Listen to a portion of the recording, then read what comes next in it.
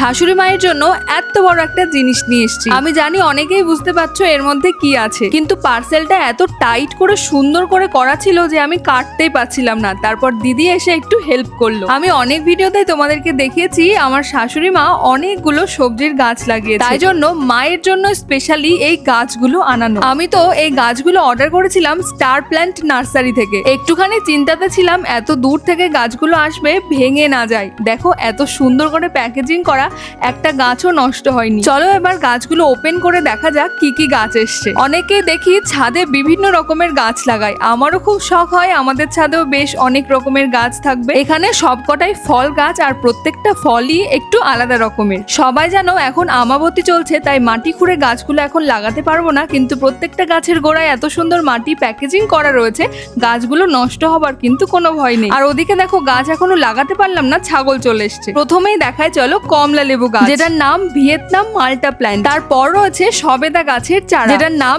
থাই কালাপাতি চিকু plant. এরপর রয়েছে পেয়ারা গাছ, কিন্তু একটু আলাদা, এটার নাম গোল্ডেন গুয়াভা। তারপর রয়েছে ভীষণ ট্রেন্ডিং নাম মিয়াজাকি ম্যাঙ্গো প্ল্যান্ট, যেটা দেখতে লাল রঙের আম হবে। প্রত্যেকটা গাছই লাগানোর জন্য আমি খুবই এক্সাইটেড। আরেকটা গাছ দেখো লিচু গাছ, যেটার নাম রয়েছে চাইনা লিচি। এরপর আমার কাছে সব থেকে ইন্টারেস্টিং যেটা লেগেছে ব্ল্যাক ম্যাঙ্গো। এইরকমই ইন্টারেস্টিং গাছ তোমরা অর্ডার করতে চাইলে স্ক্রিনে দেওয়া নাম্বারে যোগাযোগ করতে পারো। এই গাছের আম কি কালো হবে?